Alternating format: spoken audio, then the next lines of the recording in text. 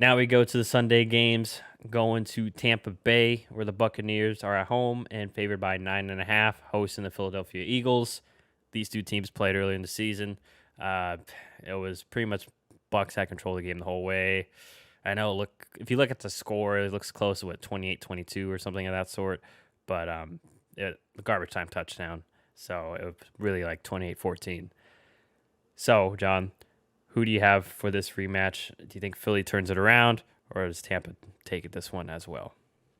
I'm gonna go with Philly here. Now, it's a strange game because, like you said, the last time they played, the score wasn't necessarily reflective of how the game actually, went.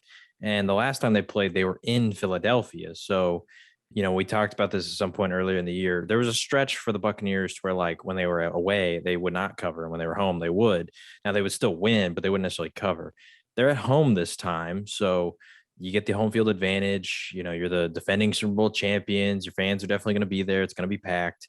Um, but I don't know. I think the way that Philly has changed their scheme is really the reason I'm going to take Philly. Also, I mean, yes, they did cover last time, so there's that too. Maybe they backdoor cover. But the first time they played, the key here is they ran the ball 19 times. Only 9 of those went to running backs. So 10 of those were Jalen Hurts. And you're going to get those anyway, just because, the way Jalen Hurts plays.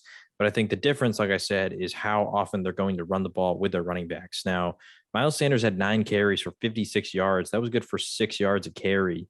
So I feel like Tampa, like, yeah, they're really good at the run defense. But honestly, this year, they're not near as good as they were last year. They're still good, but they're not so good that you just can't run it against them, and it's just not even possible. We've seen teams throughout the year have had started to have success. I mean, even Khalil Herbert of the Bears was able to go over 100 on them. So, it's definitely possible, and I think the way that Philly's been playing recently, it bodes well for the game to be close because they just run the ball so much, and they don't play a style that's conducive to turnovers. So I'm going to take the Eagles to cover. I don't think they're going to win. I think Tampa's going to win. I feel very confident that Tampa's going to win this game. If I had to pick any game to be a lock for who's going to win, this would be the one. But I do think that Philly can keep it close with their running game. Yeah. Yes, and important to note too. So I went Philly to cover the spread as well, and this also added to my reason. Not supposed to be 90% chance of rain on Sunday, and like okay, not that cold, but like 60 is. So it's going to be pretty rainy, pretty mucky weather. Won't be a problem for Tom Brady as much. We've seen he played in New England. But yeah, I think Phillies definitely have to lean on the run game more. I'm not sure the status of. I don't think Miles Sanders will be active for this game. I'll have to check that.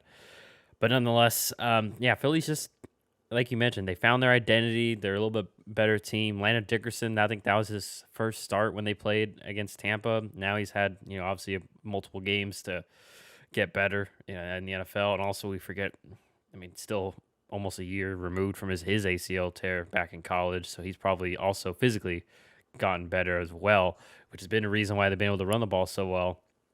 But yeah, the thing that scares me is Philly's defense, but that's where the rain might come in and help. Like, well, Tom can't throw in, has no problem throwing in inclement weather. It's still, they're still viable to have wide receiver drops, just, not poor routes, guys slipping. That all is likely to happen in the rain. And I just think Philly will keep it close. But yeah, at the end of the day, I think Bucks handle their business and they win this game. And I have nothing else to really add because although maybe Philly has a chance if that front four can get pressure, which they can. They have a really good front four and obviously a really good offensive line. So we'll see. That'll be a very interesting matchup in regards to this game. But nonetheless, it's just Philly's just not there yet. I think is really how we both feel. So we both agree Philly covers, but we both agree that Tampa Bay will win for this game. I think that was one of the easy ones there.